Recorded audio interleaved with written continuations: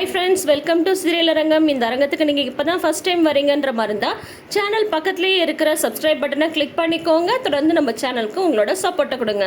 இன்றைக்கி நம்ம என்ன பார்க்க போகிறோன்னு பார்த்தீங்கன்னா, அழகு இந்த வாரம் என்னெல்லாம் நடக்க போகுதுன்றதுக்கான ப்ரமோ வந்தாச்சு இல்லையா? மதி, யாருமா நீ இவ்வளோ மாசாக இருக்கியே, ஒவ்வொரு எபிசோட்லேயும் நீ இவ்வளோ மாஸ் காட்டினா எப்படின்ற மாதிரி தான் நம்மளுக்கு கேட்கணும்னு தோணுது. இப்போ பார்த்தா மதி வீட்டு வாசலில் உட்காந்துட்டு இருக்காங்க இல்லையா?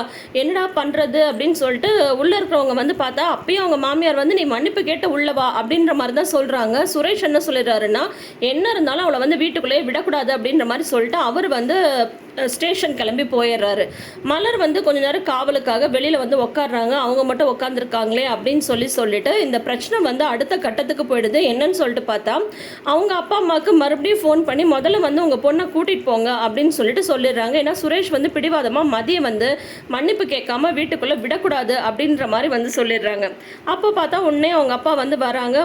தயவு செஞ்சு நீ வாமா, நம்ம வீட்டுக்கு வா, கிளம்பி வா அப்படின்னு சொல்லிட்டு கூட்டிகிட்டு போகிறாங்க. அங்கே கூட்டிகிட்டு போயிட்டு ஒரே அட்வைஸ் தான், குடும்பம்னா அப்படி தான் இருக்கும், நீ தான் கொஞ்சம் விட்டு கொடுத்து போகணும் மதி, சொன்னால் கேளு அப்படின்ற மாதிரி சொல்கிறாங்க. நீ மாப்பிள்ளைக்கு ஃபோன் பண்ண அப்படின்னு சொல்லும் போது உடனே அவரே ஃபோன் பண்ணிடுறாரு, சுரேஷே ஃபோன் பண்ணிடுறாரு. ஃபோன் பண்ணி மதியை மிரட்ட ஆரம்பிச்சிடுறாங்க. இனிமேல் இந்த வீட்டு பக்கம் அவ்வளோதான், நடக்கிறதே வேற, போதும், உன்னால் நான் பட்ட இம்செல்லாம் போதும், என்னை விட்டுரு அப்படின்ற மாதிரி பார்த்தா மதியை பயங்கரமாக திட்டி விட்டுறாரு சுரேஷ். அதுக்கப்புறம் இங்கே பார்த்தா பொறுத்தது போதும் பொங்கி எழுன்ற மாதிரி மதி என்ன தெரியுங்களா பண்ணுறாங்க, நேராக போலீஸ் ஸ்டேஷன் போகிறாங்க. புருஷனை பற்றி கம்ப்ளைண்ட் கொடுக்கணும் அப்படின்னு சொல்கிறாங்க.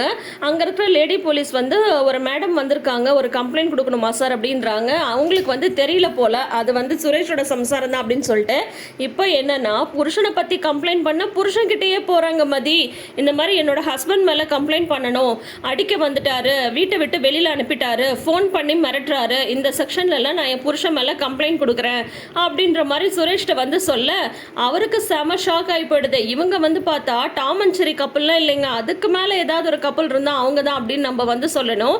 செம மாஸ் இல்லையா மதி? இந்த மாதிரி ஒரு டெஸ்ட்டை அந்த வீட்டில் யாருமே எதிர்பார்த்திருக்க மாட்டாங்க. சுரேஷ் மேலே கம்ப்ளைண்ட் கொடுக்க சுரேஷோட ஸ்டேஷனுக்கே போயிட்டு கம்ப்ளைண்ட்டையும் கொடுத்து விசாரிங்கன்னு சொல்லிட்டு வராங்க. சுரேஷ் கிட்ட சுரேஷே விசாரிக்கணுமா? எப்படி கண்ணாடி பார்த்து விசாரிப்பாரோ இல்லைங்களா? சூப்பராக கொண்டு போயிட்டு இருக்காங்க சீரியல். யாருக்கெல்லாம் அழகு சீரியல் பிடிச்சிருக்கு, அதுலேயும் மதியோட கேரக்டர் யாருக்கெல்லாம் ரொம்ப பிடிச்சிருக்கு. இந்த மாதிரியான ஒரு கேரக்டர் கண்டிப்பாக இப்போ பொண்ணுங்களுக்கு ஒரு நல்ல எக்ஸாம்பிளாக இருக்கும்.